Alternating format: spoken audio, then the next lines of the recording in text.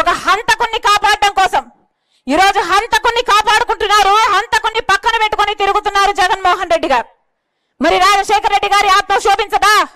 వివేకానంద రెడ్డి గారి ఆత్మ క్షోభించదా? 5 సంవత్సరాలు అయిపోయింది హత్య జరిగి.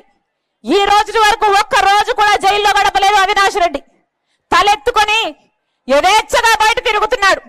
కారణం ముఖ్యమంత్రి అయిన జగన్మోహన్ రెడ్డి గారే అధికారాన్ని అడ్డేసి కాపాడుతున్నాడు కాబట్టి. 5 సంవత్సరాలు అధికారంలో ఉండి శిక్ష పడకుండా కాపాడటం ఒకెత్తైతే, ఈరోజు మళ్ళీ అదే హంతకులకి, హత్య చేపించిన వాళ్ళకి మళ్ళీ ఎంపీ టికెట్ ఇవ్వడము ఇంకొక ఎత్తు. ఈ ఘోరాన్ని తట్టుకోలేకే, ఈ అన్యాయాన్ని తట్టుకోలేకే రాజశేఖర రెడ్డి బిడ్డ ఈ రోజు ఎంపీగా పోటీ చేస్తుంది. ఇది తప్ప అన్నా? ఒకవైపు అవినాష్ రెడ్డి ఉన్నాడు, ఇంకోవైపు రాజశేఖర రెడ్డి బిడ్డ ఉంది. మీకు ఎంపీగా ఎవరు కావాలో మీరే తేల్చుకోండి. ఒకవైపు రాజశేఖర రెడ్డి బిడ్డ ఉంది, ఇంకోవైపు రాజశేఖర రెడ్డి గారిని తమ్ముడిని హత్య చేపించిన అవినాష్ రెడ్డి ఉన్నాడు. మీకు ఎవరు కావాలో ఎంపీగా మీరే తేల్చుకోండి. మీరు రాజశేఖర రెడ్డి గారి బిడ్డను గెలిపిస్తారో ఓడిస్తారో మీ చేతుల్లోనే ఉంది. ఒకవైపు రాజశేఖర రెడ్డి బిడ్డ ఉంది, ఇంకోవైపు హత్యలు చేసిన అవినాష్ రెడ్డి ఇంకోవైపు ఉన్నాడు. ఒకవైపు న్యాయం ఉంది, ఇంకోవైపు అధికారం ఉంది.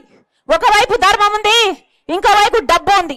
మీరు ఏ వైపు నిలబడతారో రాజశేఖర రెడ్డి బిడ్డ మీకు ఎంపీగా కావాలో లేదో మీరే నిర్ణేతలు.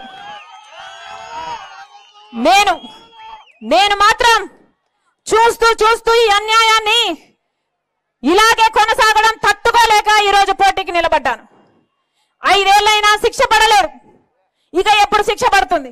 మీకు అధికారం ఇస్తే అధికారాన్ని వాడుకొని హంతకుల్ని కాపాడతారా? హంతకుల్ని కాపాడటానికా మీకు అధికారం ఇచ్చింది? ఇందుకే నా ప్రజలు మీకు నమ్మి ఓటేసింది.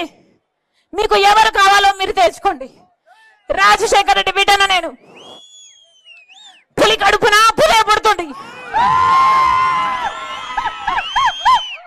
ఎవరికి భయపడేది కాదు, అన్యాయాన్ని సహించేది కూడా కాదు. మీరు తేల్చుకోండి. మీకు రాజశేఖర రెడ్డి బిడ్డ కావాలో, హత్యలు చేసిన అవినాష్ రెడ్డి కావాలో మీరు తేల్చుకోండి. జగన్మోహన్ రెడ్డి గారికి చెప్పాల్సిన బుద్ధి చెప్పండి. అవినాష్ రెడ్డిని ఓడించండి, రాజశేఖర రెడ్డి బిడ్డ గెలిపించండి. రాజశేఖర రెడ్డి బిడ్డ మీకు మాటిస్తుంది.